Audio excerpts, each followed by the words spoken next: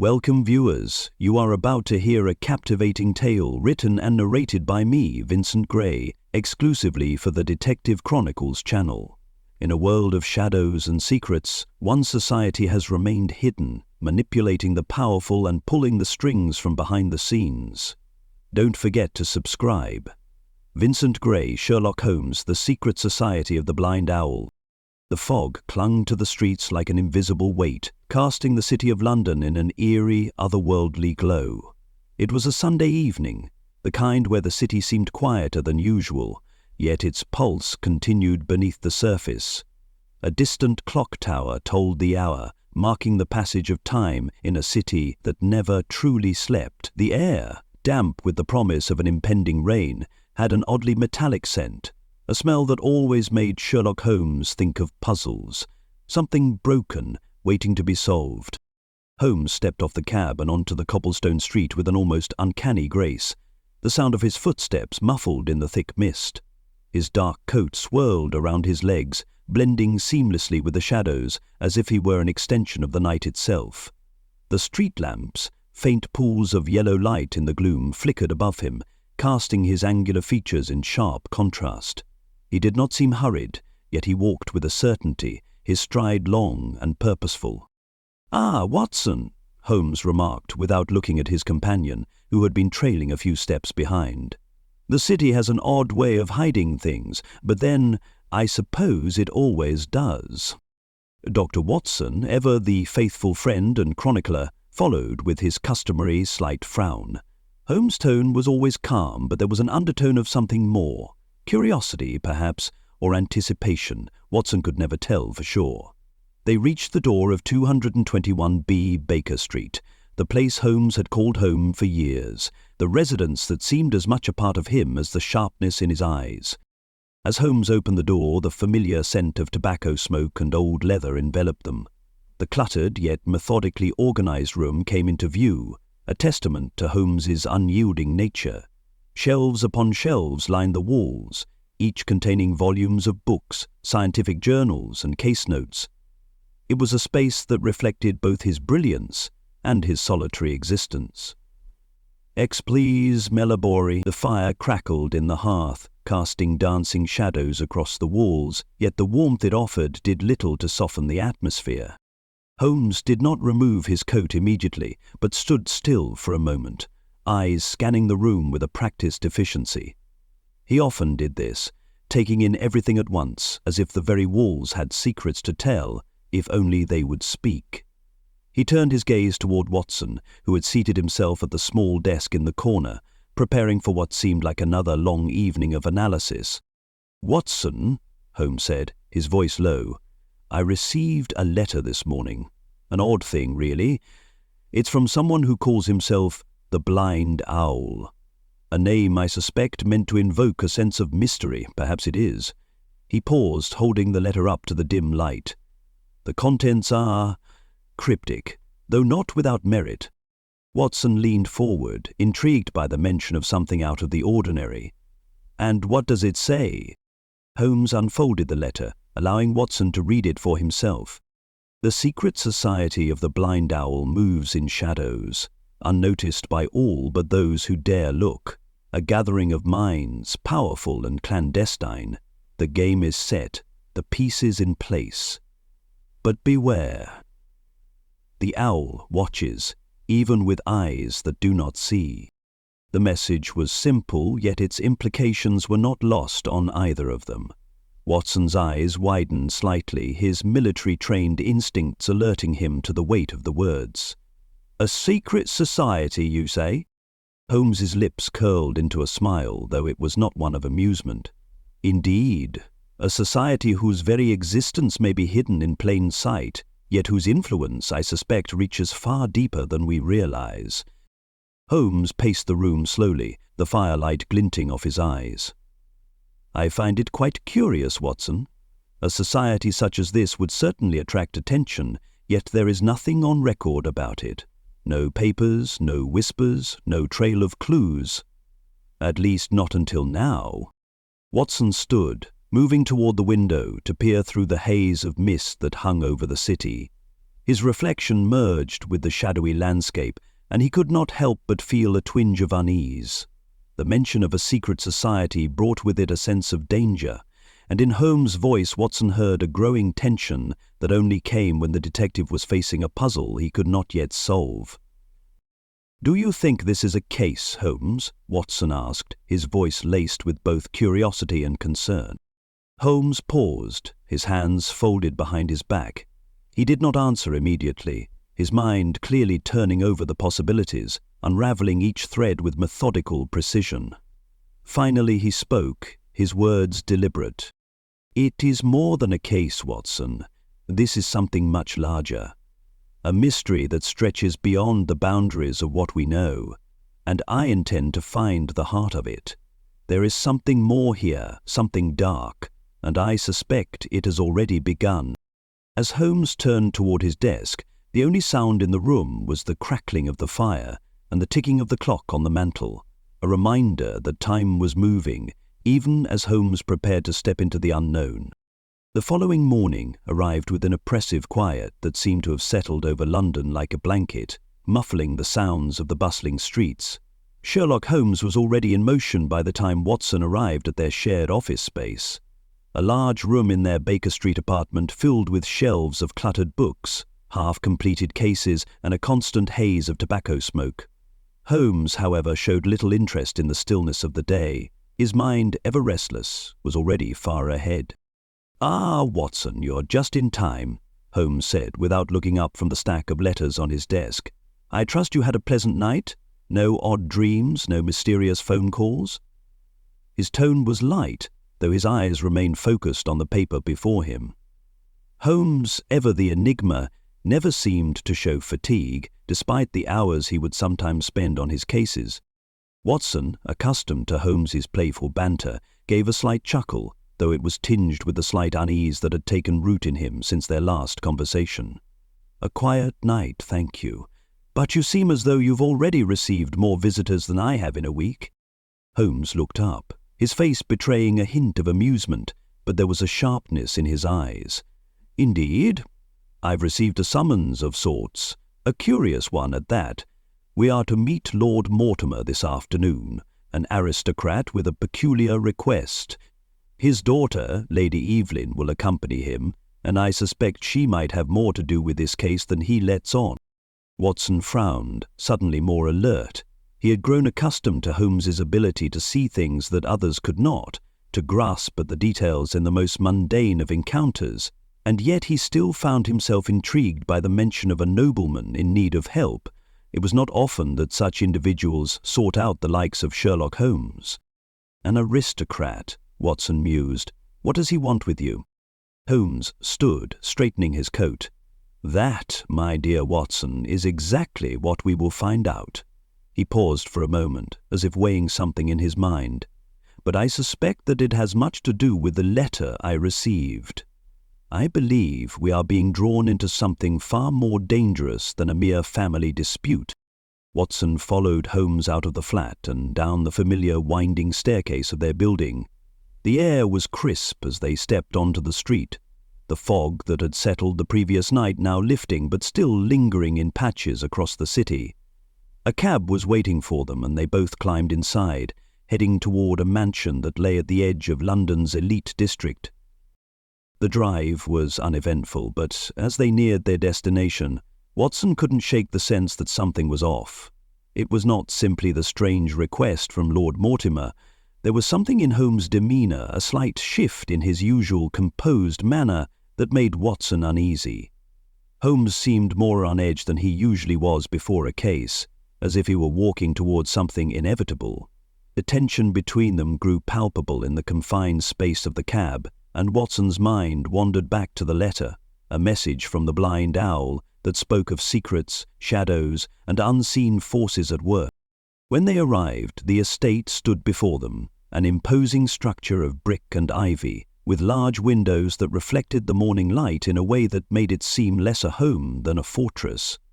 A tall, wrought iron gate stood open, welcoming them, though Watson had the distinct feeling it was not open for long. As they walked up the stone path, the heavy doors of the mansion creaked open, revealing a butler who led them into the sitting room, where Lord Mortimer and Lady Evelyn were already waiting. The room was opulent, furnished in rich mahogany and velvet, the fire burning brightly in the hearth. There was a sense of controlled elegance about it, but Holmes noticed the faint traces of tension in the air. Lord Mortimer stood as they entered, a man in his late 50s with a perfectly groomed beard and an air of calculated charm. "Ah, Holmes, Watson," Mortimer greeted them with a smile that barely reached his eyes. "Thank you for coming so quickly." Lady Evelyn, who had been seated beside her father, stood as well, her demeanour more reserved. She was in her early 30s, tall and striking, with dark hair that framed her face like a halo. Her eyes, though, betrayed something, an edge of apprehension, a wariness that Holmes could not overlook. "A pleasure, Lord Mortimer," Holmes replied, his voice calm but his sharp gaze never leaving either of them. "I must admit, I'm intrigued. Your letter mentions something about a matter that requires discretion, but did not go into details." Lord Mortimer nodded, gesturing toward the seats. "Please, see it. It's a matter that concerns my family, and I fear it's one that has been troubling us for some time now." Holmes took a seat with a deliberate slowness, Watson following suit. Lady Evelyn remained standing, her posture rigid, as if the weight of the moment bore down on her. There was an almost imperceptible flicker of something, fear, maybe, in her eyes before she composed herself. "Let us not beat around the bush, then," Holmes said, leaning forward slightly. "What is it that has brought you here today?" Lord Mortimer's expression grew serious. "It is my daughter, Lady Evelyn. You see, for the past few months she has received anonymous threats, letters, strange symbols left outside our door, things that we cannot explain. I've kept it quiet, of course, not wanting to cause alarm. But now I fear it may be more than simple harassment. There is something more sinister at play." Holmes studied him carefully, his eyes narrowing as he sifted through the man's words. There was sincerity in Mortimer's voice, but also something else, something that felt rehearsed, practiced. The mention of strange symbols caught Holmes's attention, and he turned his gaze to Lady Evelyn. "I trust you've seen these letters?" Holmes asked, his tone soft yet probing. Lady Evelyn stiffened. Her hands clenched tightly at her sides and her gaze shifted toward the floor before meeting his again. "Yes," she said quietly, "but I do not wish to burden you with such trivialities." Holmes could sense that there was much more to the situation than Lady Evelyn was willing to reveal. There was a hesitation, a guardedness in her eyes that spoke of secrets long buried. Holmes, however, was never one to shy away from the hidden layers beneath the surface. "I believe it's precisely these so-called trivialities that concern me," Holmes replied, his voice measured, yet tinged with the unmistakable tone of intrigue. The room fell into a heavy silence, the crackling fire offering the only warmth against the cold air that seemed to have crept in unnoticed.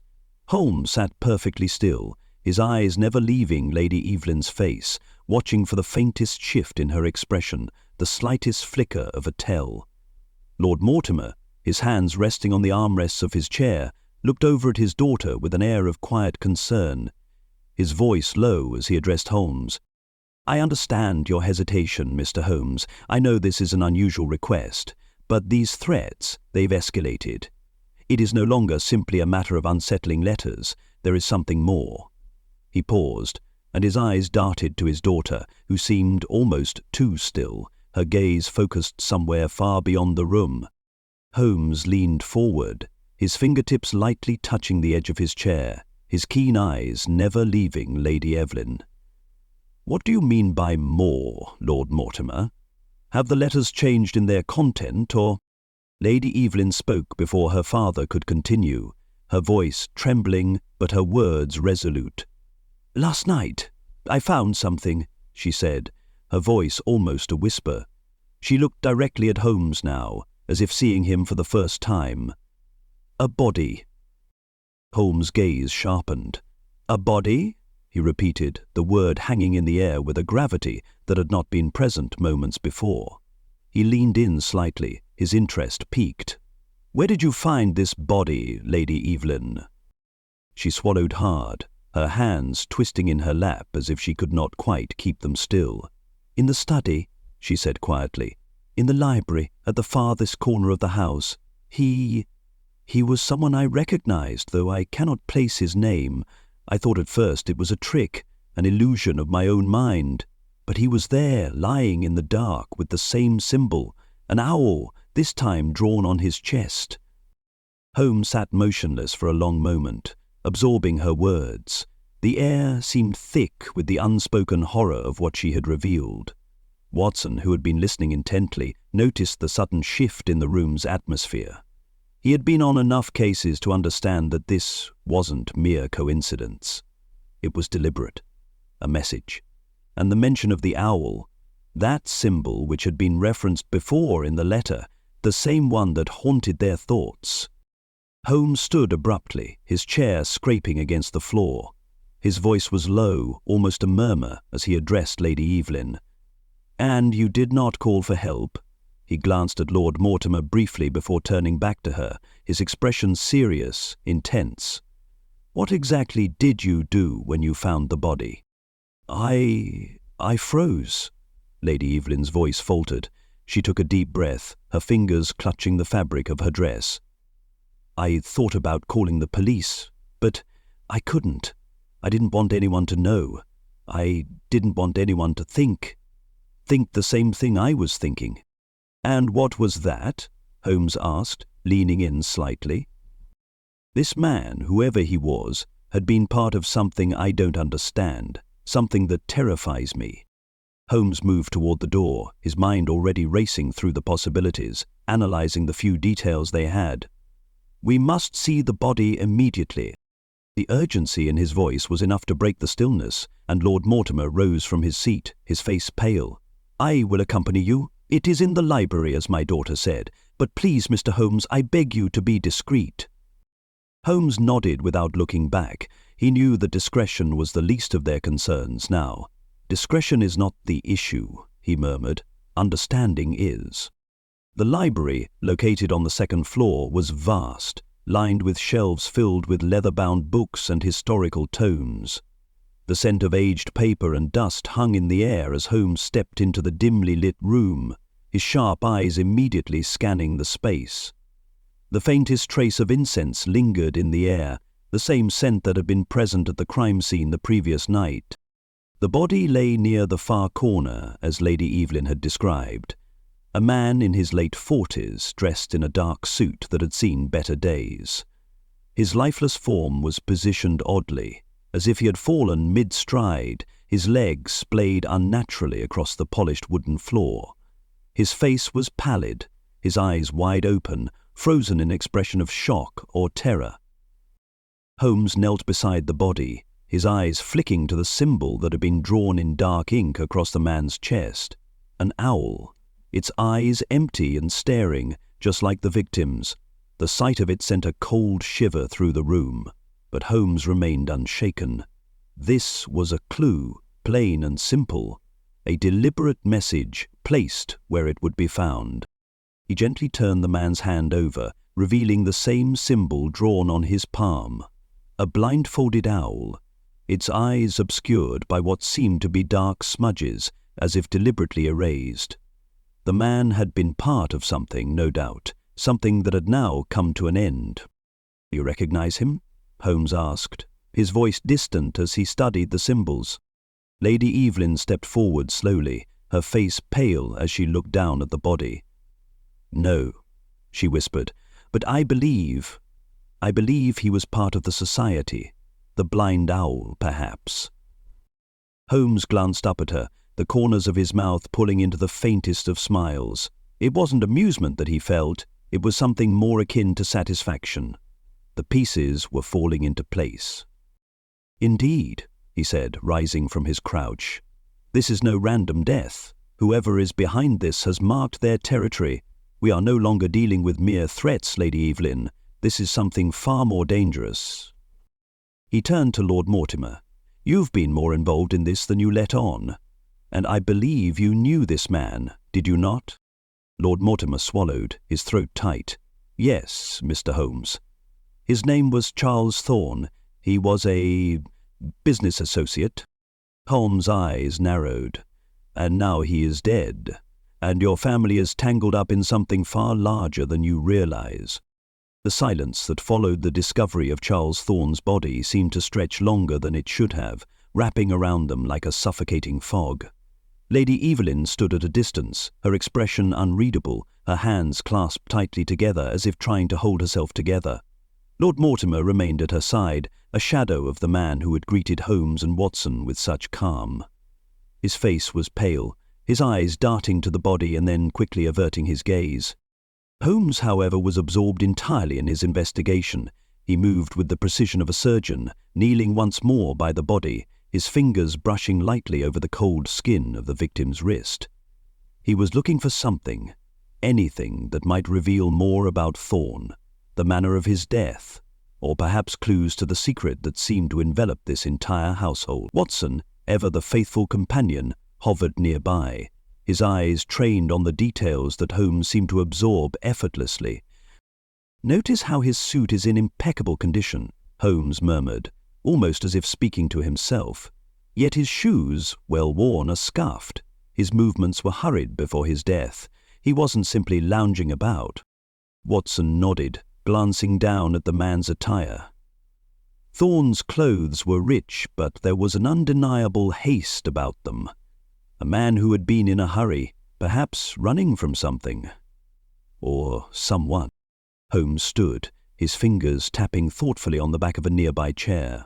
There was no struggle here, no signs of forced entry, no marks of violence beyond the cause of death, but he was clearly in the midst of something when he met his end.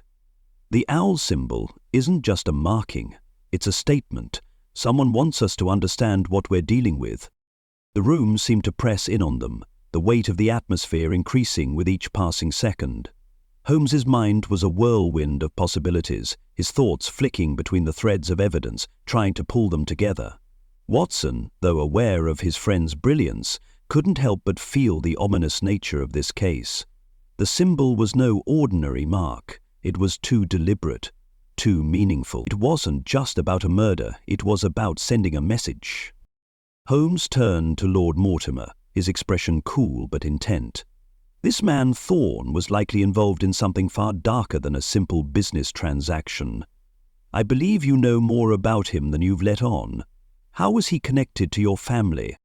Lord Mortimer shifted uncomfortably, his eyes darting briefly to Lady Evelyn before speaking.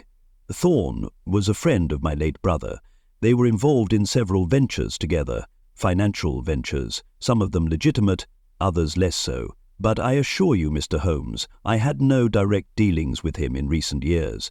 I hadn't seen him in months, not since he was." Holmes pressed, cutting him off.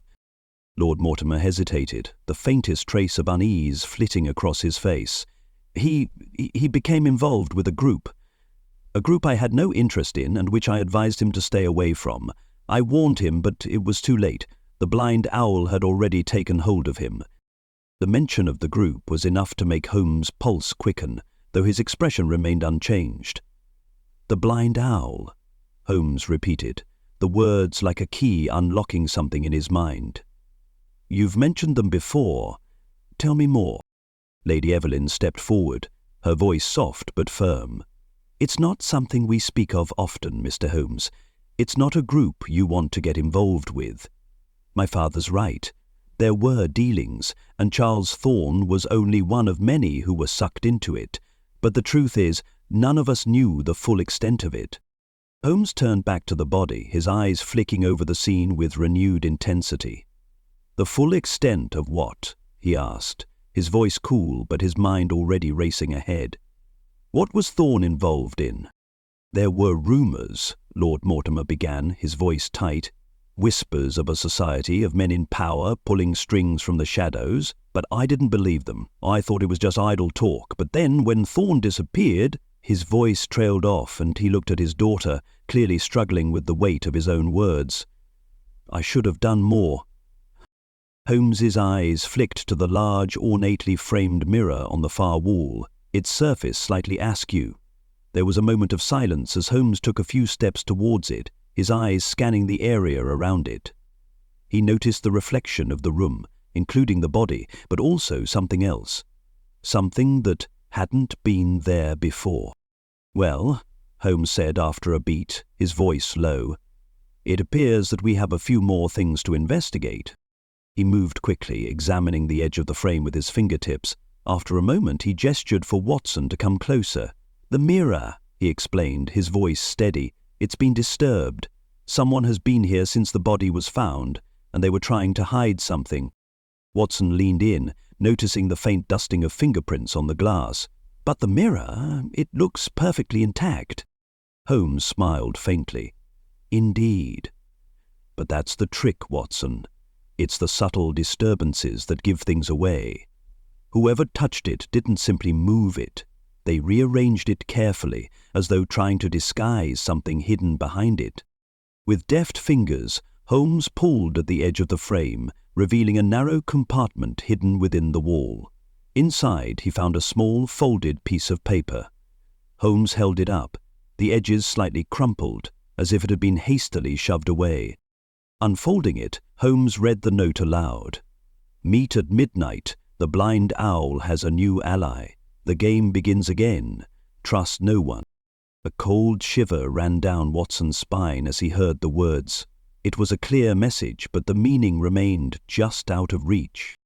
"More secrets," Holmes muttered under his breath, his mind already piecing together the larger puzzle. "And the game has only just begun." The atmosphere in the Mortimer estate grew heavier with each passing moment. Holmes stood by the window looking out over the sprawling grounds, his sharp eyes catching every detail of the gardens, every movement within the mansion. The day had faded and dusk settled over the estate like a cloak, bringing with it an eerie quiet. But within these walls, tension buzzed beneath the surface. Holmes could feel it, the pull of a mystery that was growing darker with each revelation. The Blind Owl Society was no longer just a rumor, no longer a shadow. It was a presence, one that had firmly rooted itself in the lives of those around him. Lord Mortimer had offered Holmes and Watson a place to sit, but neither had taken it. The mood was far too tense for idle conversation. Holmes, his mind still racing, glanced at Watson. "We'll need to speak with the staff," Holmes said, his voice low but certain. "Someone here knows more than they're letting on. Whoever is behind this must have their reach in every corner of this house." Watson nodded, the unease he'd been carrying since the discovery of the body only deepening. He had long come to trust Holmes's instincts, but there was something different about this case, something unsettling that gnawed at the back of his mind. The letter, the body, the mysterious symbols. It all seemed too calculated, too deliberate. "I'll take the butler," Watson volunteered, his voice steady despite the growing sense of dread. "You focus on the family." Holmes gave him a sharp nod, and with that the two split off, each following their own path through the darkened halls of the mansion. Watson made his way to the servants' quarters, the hallways feeling unnaturally silent as he walked. The staff, though small in number, had always seemed to operate like clockwork, efficient and discreet. But the butler, a tall man with sharp features and an air of quiet authority, was a different matter. Watson had always felt there was more to him than met the eye, but it was now that his instincts were fully engaged. He knocked on the door, his hand gripping the brass handle, and entered. The butler, a man named Philip Jameson, stood at attention, his eyes narrowing slightly as he saw Watson. He didn't speak immediately, waiting for Watson to break the silence. "Mr. Jameson," Watson began, his voice even, "I need to ask you a few questions about Mr. Thorne and the household." Jameson's eyes flickered briefly toward the door, as though gauging the safety of the conversation. "Of course, Dr. Watson, please come in. I trust you'll understand my hesitation. These matters are not for casual conversation," Watson finished for him. "I understand. But I believe you know something. I'm not here to accuse anyone, but I need to know what happened." Jameson's jaw tightened slightly, but he nodded and gestured for Watson to sit. "I have worked for Lord Mortimer for many years, but in all that time, I've never seen anything like what is happening now." Watson leaned forward. "What do you mean?" The butler's eyes darted around the room before he lowered his voice. "The family. They are being watched. It started subtly, little things, you know, a misplaced item, a shadow in the corner of the room when no one was there. But it's grown worse. I don't know what to make of it, Dr. Watson, but Mr. Thorne's death, it's not a coincidence. Who is watching them? Watson asked, his mind racing. And how do you know about the Blind Owl Society? The butler hesitated, clearly wrestling with the decision to share what he knew. I'm not supposed to know, he muttered, lowering his voice even further, but I've overheard enough, seen enough. There are people in this house, people who come and go without being seen. They're part of something bigger, something that has been pulling strings for years. You've seen the symbols, the blind owl. It's all part of it. Watson's stomach turned. Who are they? What do they want? I don't know, sir, the butler replied, his voice strained. But it's not just business. It's something darker. They don't just control the wealth. They control the very air we breathe.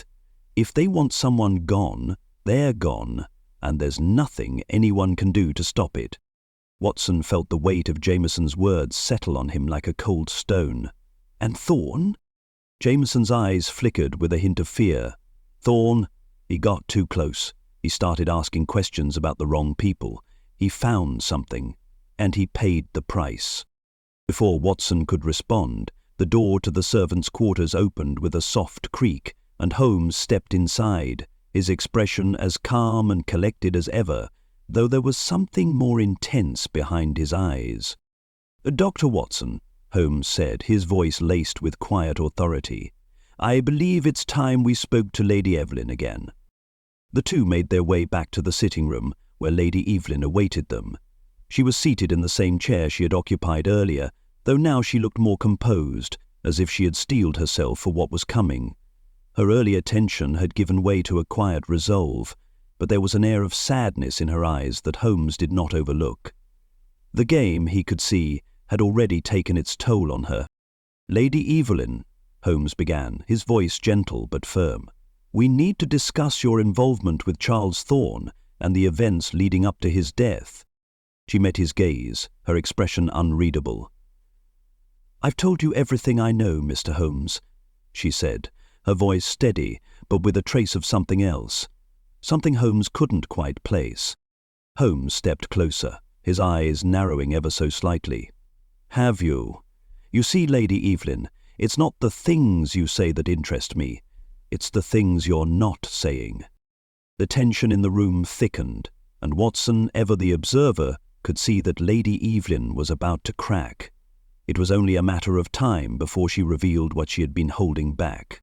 Charles Thorne didn't simply disappear, Holmes continued, his gaze unwavering. He was murdered, and you, Lady Evelyn, know exactly why. Her eyes flickered with the briefest hint of panic, but she quickly masked it, forcing a smile that didn't reach her eyes. Mr. Holmes, I assure you. Holmes raised a hand, cutting her off. No, Lady Evelyn, I know you think you're protecting someone, but the truth will come out. It always does. The tension in the room was palpable. Holmes stood by the large fireplace, his eyes fixed on the flickering flames that cast dancing shadows across the walls. Lady Evelyn, seated in the same chair, looked as though she had aged 10 years in the past hour. Her face, though composed, bore the marks of a woman under immense strain. Eyes too wide, hands twisting nervously in her lap, her earlier resolve seemed to be crumbling beneath the weight of Holmes's pointed questions, and yet she maintained an air of stubborn defiance as if willing herself not to break. Holmes took a step forward, his gaze never leaving her. The quiet of the room was only interrupted by the soft crackle of the fire, yet in that silence Holmes could hear the faint shift in her breath, the subtle movement of her fingers as they clenched tighter. His mind, ever sharp, was already sifting through the details, piecing together the puzzle that was Lady Evelyn's story. Each statement she made, each denial, each hesitation, all pointed to contradictions he was determined to expose. Lady Evelyn, Holmes began, his voice soft but carrying the weight of authority.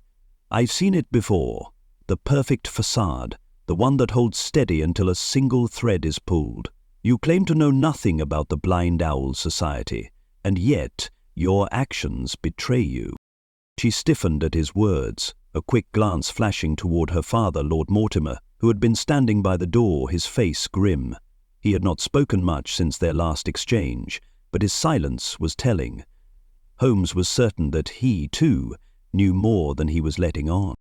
"My actions betray me." Lady Evelyn's voice was low, but the flicker of defensiveness in it was impossible to miss. She stood suddenly, her movements quick and unsteady. "I have nothing to hide, Mr. Holmes. You're wrong to accuse me." "I've never accused you, Lady Evelyn," Holmes interrupted, his voice cutting through her protest. "But there are pieces of the puzzle that don't fit. You told me that you and Thorne were never close, that his involvement with this society came as a surprise to you. And yet—" He trailed off, letting the words hang in the air, his gaze piercing through her. "I know you were in contact with him shortly before his death. The letter he sent to you, it was not a mere coincidence." At this, Lady Evelyn froze, the colour draining from her face. Her lips parted as if to speak, but no words came. Her eyes darted quickly to her father, who had shifted uncomfortably by the door. He had not intervened, but the subtle tension in his posture spoke volumes. I don't know what you mean," Lady Evelyn managed, her voice barely above a whisper. She was lying, and Holmes could see it clearly. Every fibre of her being was trembling beneath the weight of her denial. Holmes, however, was undeterred. "You're a woman of influence, Lady Evelyn. People listen when you speak, and yet you've chosen to remain silent about your knowledge of Thorne's dealings. Why?" His voice grew more intense, and he stepped closer to her. "What are you hiding?" "I'm not hiding anything," she snapped, but her words came too quickly, betraying her. "Thorne was nothing more than a business associate, nothing more. My father told you the truth. He became involved in something dangerous, something I had no part in. If he knew too much, then—" She faltered, her voice trembling with fear now. "Then they came for him. They came for him just like they'll come for all of us." Holmes's expression remained unchanged as he watched her, his mind racing to make sense of the conflicting emotions and the half-truths that dripped from her every word. There was more to her involvement than she was willing to admit, but it was clear that something had frightened her into silence. Something far darker than mere business dealings. "And who will come for you, Lady Evelyn?" Holmes asked, his voice now a careful, calculated probe. "The Blind Owl Society? Or is there another threat looming over you?" She lowered her gaze, and for a moment Holmes thought she might break, but she didn't. Instead, she clasped her hands together, taking a deep breath, as if steeling herself for whatever was to come. "I cannot say more," she whispered, "but I can tell you this. Thorne wasn't the first, and he won't be the last. The Blind Owl, they've been watching us for years." Holmes's eyes narrowed as he processed her words. This was the most revealing statement she had made yet, but it was still too vague, still too wrapped in the fog of uncertainty. He knew, however, that Lady Evelyn was being pulled deeper into something she didn't fully understand, something that had already claimed one life, and would surely claim more unless they stopped it. "Who else is involved?" Watson asked, his voice breaking the silence as he stepped forward, his gaze unwavering. "You know more than you're saying. Who else is tied to this?" The question seemed to unsettle her further, and she looked as though she might refuse to answer, but then, almost imperceptibly, she took a step back, her hands resting on the back of a nearby chair, her fingers gripping the wood as though to steady herself. "I told you, I don't know who is in the society," she said, her voice trembling. "But I know that Thorne, he found something that connected people we all know to this madness.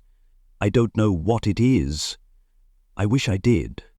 Holmer, who had been studying her every word with the meticulous attention of a surgeon, nodded slowly. There was truth in her words, albeit a truth wrapped in fear and uncertainty. Yet there was something else, a deeper truth she was not yet ready to face. Holmes turned his gaze toward Lord Mortimer, who had remained silent up to this point. "Lord Mortimer," Holmes said, his voice now quiet but carrying a heavy weight, "you've been remarkably quiet throughout this conversation."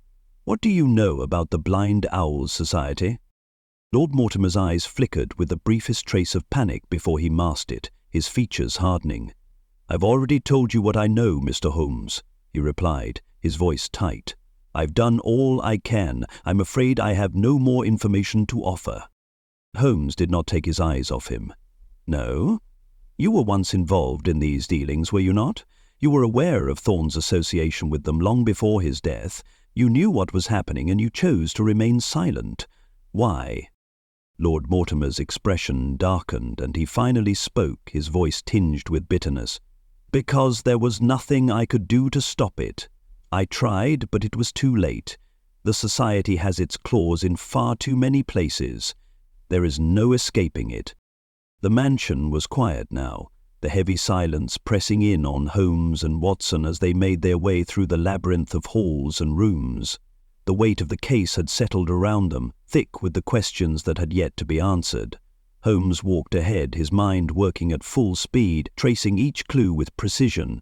His steps, though brisk, were measured, as if every part of him was attuned to the mystery unfolding around them. Watson, ever the patient observer, kept pace behind him, his thoughts mirroring the unease that had crept into his chest.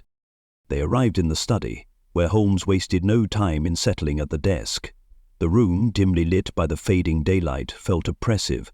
The air was heavy with the scent of old wood and leather.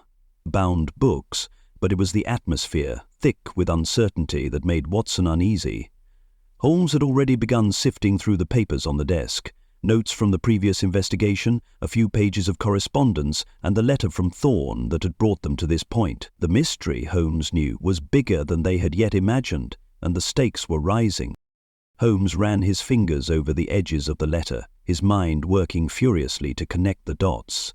Thorn was involved with the Blind Owl Society, no question, Holmes muttered to himself, his voice barely above a whisper. But what was he looking for? What did he discover that made him a target? Watson, standing just a few feet away, felt the familiar tension in the air as Holmes continued to pore over the clues. There was something methodical in his manner, a quiet intensity that Watson had come to expect, but which never ceased to unnerve him. The detective's mind was unraveling the story behind the surface, weaving connections between the threads of evidence with frightening ease. "Holmes, you seem distant," Watson said, his voice filled with concern. "What is it you're seeing that I'm not?" Holmes didn't immediately respond, his eyes scanning the papers in front of him with an almost manic focus. "Lady Evelyn's words. The Blind Owl Society is far more than just a group of men with power. It's a network, an intricate web that stretches across London, entwining the wealthy, the powerful, and the desperate." His fingers tapped lightly on the desk, as if emphasizing his thoughts. "This isn't about politics or business. It's about control. Control over everything, including the lives of those who dare to oppose them." Watson, who had been pacing around the room, stopped abruptly. "You think Thorn was murdered because he knew too much?" "Exactly," Holmes said, his voice sharp with conviction. "But not just about the society's operations. He knew about the corruption within it, the way they manipulate the elite. Thorn must have stumbled upon something, a secret, something damning enough to make the society take action." Holmes paused, his mind working, piecing together the puzzle that had been set before him. The owl symbols, the disappearances, the cryptic messages, it was all connected. But there was something more, something that had yet to fall into place. "The society is not just about power for the sake of power," Holmes continued, almost to himself. "It's a means to an end. But what is that end? What are they after?" He looked up at Watson then, his gaze sharp, piercing through the fog of uncertainty. "Watson, we are dealing with a group that doesn't simply want wealth or status. They want influence. They want control over not just London, but over the very direction of this country. Their end goal is something larger. And Thorn unfortunately uncovered their plan." Holmes rose from his seat suddenly, his mind now moving faster than his body. He turned to Watson, his eyes gleaming with the thrill of discovery. "This is bigger than I thought. There's a pattern here, Watson. The symbols, the blind owl, the cryptic messages. They're not just to intimidate. They're markers, telling us where to look. But we've missed the most important clue." "What clue?" Watson asked, his curiosity piqued, though still tinged with concern. Holmes smiled slightly, a rare flicker of amusement crossing his face. "The letters. Thorn's letter, the one you brought back from the study. It was no coincidence that it was sent to Lady Evelyn. It wasn't just a message. It was a map." "A map," Watson repeated, trying to keep up with Holmes's rapid thought process. "A map to what?" "To the heart of the Blind Owl Society," Holmes said, his voice low and certain. "Thorn was trying to tell us where to go, but he didn't have time to finish the job. I believe he found a location, a place where the society gathers, where they make their plans." The message was cut short, but it wasn't meaningless. "We need to follow the trail he left behind." Watson took a step closer, his mind racing as the pieces of the puzzle began to fit together. "So you think Thorn was trying to expose the society's inner workings, and now you want to finish what he started?" Holmes nodded, his eyes narrowing as the realization dawned. "Exactly, but we have to be cautious. Whoever is behind this will stop at nothing to protect their secret. If we're not careful, we could be next." There was a long pause as the weight of Holmes's words settled between them. Watson could feel the gravity of the situation, the sense that they were on the brink of something much larger than either of them had anticipated. "The society won't let us walk away from this, Holmes," Watson said, his voice steady but filled with an unspoken fear. "They'll come for us." Holmes turned toward the window, his face expressionless, but his voice betrayed a trace of excitement. "Let them come, Watson. Let them try. This is the game we've been waiting for." The moon hung high in the cloudless sky, casting its pale light over the Mortimer estate like a cold, watchful eye. The mansion stood silent, its grand facade looming in the distance, and within its walls the final pieces of the mystery were beginning to fall into place. Holmes stood at the edge of the garden, his gaze fixed on the shadows that stretched across the grounds. The air was cool, but his thoughts burned with a fierce intensity, pushing him forward. The game had reached its climax. "I trust you've gathered everything we need, Watson," Holmes said, his voice steady but laced with the anticipation of the final moments. Watson, who had been checking their notes and double-checking the directions Thorn had left behind, looked up from his papers. "I have. The symbols, those markings Thorn found, they point to the abandoned chapel on the far side of the estate. It's hidden, but it's there." Holmes turned his gaze toward the chapel, his eyes narrowing. The Blind Owl's secret meeting place. I had suspected as much. And now we are about to uncover what they have been hiding. They moved swiftly toward the chapel, their footsteps muffled by the grass beneath them. The closer they got, the more the air seemed to thicken, the tension palpable. Holmes's mind was already racing, analyzing the facts, the clues, the motives, and yet the answers remained just beyond his grasp. The final confrontation was drawing near, but there was something Holmes couldn't shake, a lingering doubt, a sensation that this case was not simply a matter of exposure, but of something far darker, more insidious. The chapel loomed before them, its ancient stone walls weathered by time but still imposing. The door was ajar, and Holmes, ever the careful observer, paused just outside. His fingers hovered over the brass handle, sensing the weight of what was to come.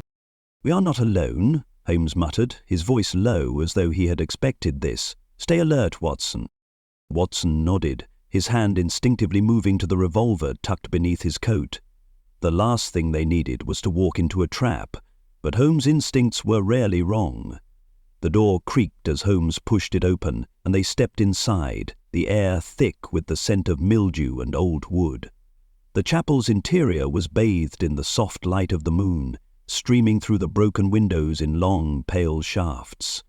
They moved through the rows of pews, the silence pressing in around them.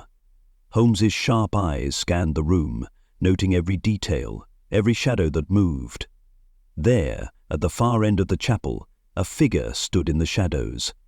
The outline of a man, tall and commanding, the silhouette unmistakable. "Lord Mortimer." Holmes froze, his eyes narrowing as he took in the sight. The last piece of the puzzle had fallen into place, and he now understood the true nature of the conspiracy. "Mortimer," Holmes said, his voice carrying the weight of revelation, "you've been orchestrating this all along." Lord Mortimer turned slowly, his face a mask of resignation. "I suppose it was only a matter of time before you figured it out, Holmes." "Why?" Watson demanded, stepping forward, his anger evident. "Why involve your own daughter in this madness? What is the point of all this destruction?" Lord Mortimer smiled, but there was no warmth in it. "You still don't understand, do you? The Blind Owl Society isn't about power for the sake of power. It's about shaping the world. He paused, taking a step forward. We are the ones who pull the strings. We've been working in the shadows for years, manipulating events, controlling governments, making sure the right people rise and fall." Holmes's gaze never wavered. "And Thorne? What did he uncover that made him a threat?" Lord Mortimer's smile faltered slightly. "He found the truth. That's why he had to be silenced." A shiver ran down Watson's spine. "You killed him." Holmes's voice was calm, almost detached, as he pieced together the last of the puzzle. "Thorne was close to exposing the society. He knew about the power you and your allies wielded. He had to be removed before he could tell anyone. And you, Mortimer, you were the one who ordered it." Lord Mortimer's expression hardened, but there was a flicker of something in his eyes, something darker, more dangerous. "You've made a grave mistake, Holmes," he said softly. "The Blind Owl is not something you can defeat. We are everywhere, and you will never understand the full extent of what we can do." Holmes took a step forward, his voice unyielding. "I understand more than you think, Mortimer. You've been playing a dangerous game, and now it's over." As if on cue, the chapel door slammed shut behind them, and the dim light in the room flickered. Figures began to emerge from the shadows, men cloaked in black, their eyes cold and calculating.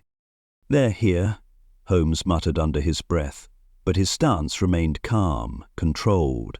"It's time to end this." Without warning, the figures moved, advancing toward them with swift precision. Watson's heart raced, but he remained focused, his hand still gripping the revolver, ready for whatever came next.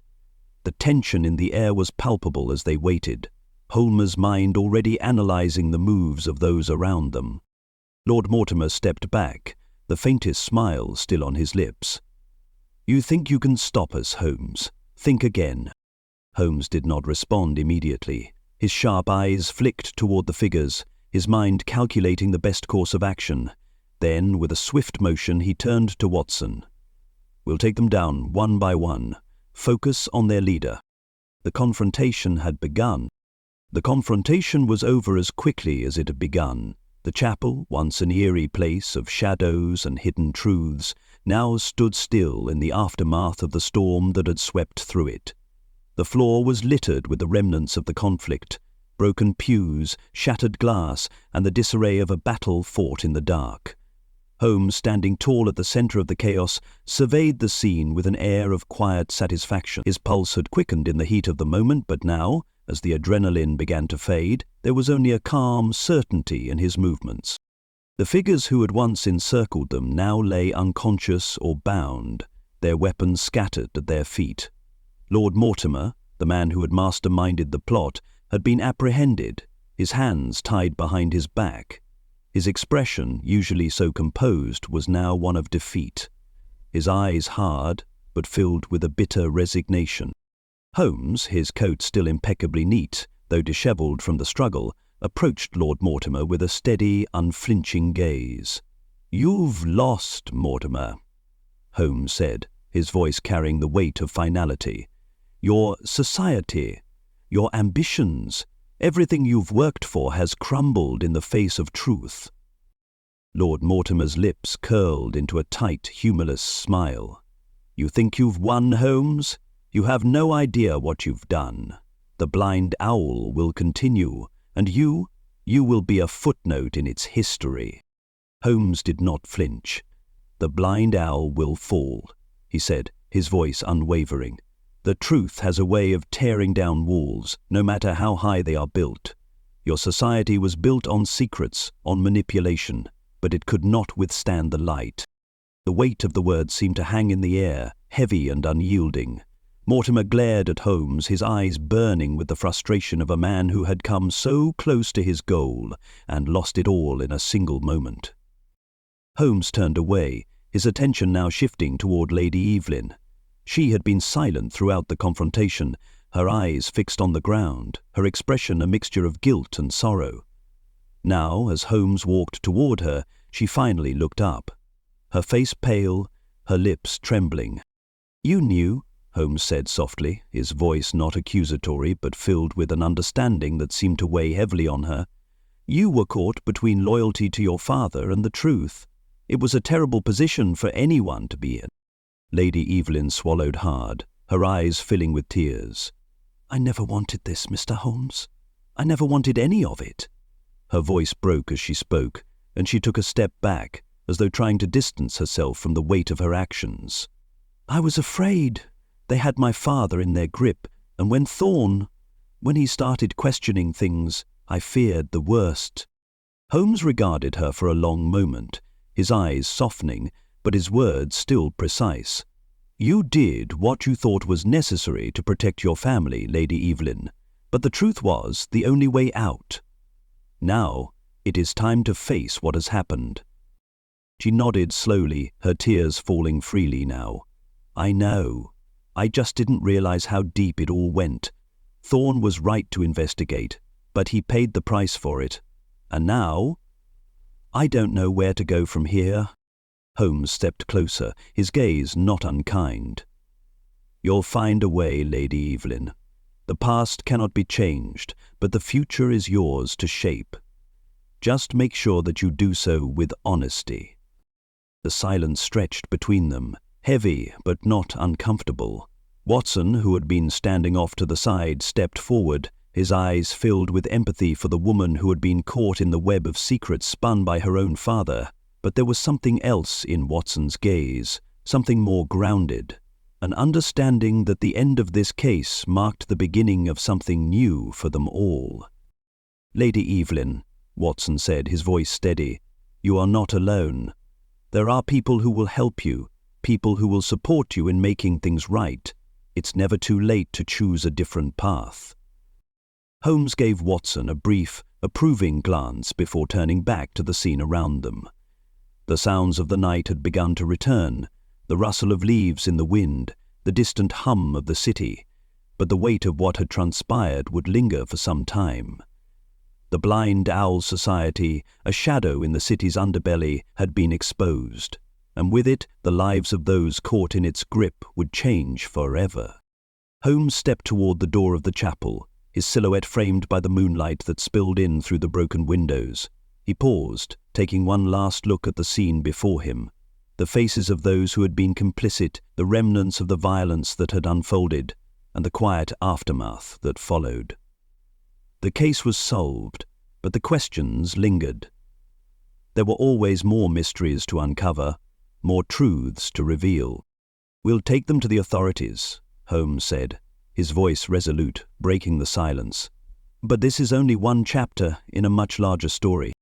Watson nodded, but he couldn't shake the feeling that they had only just begun to scratch the surface of the world they had uncovered.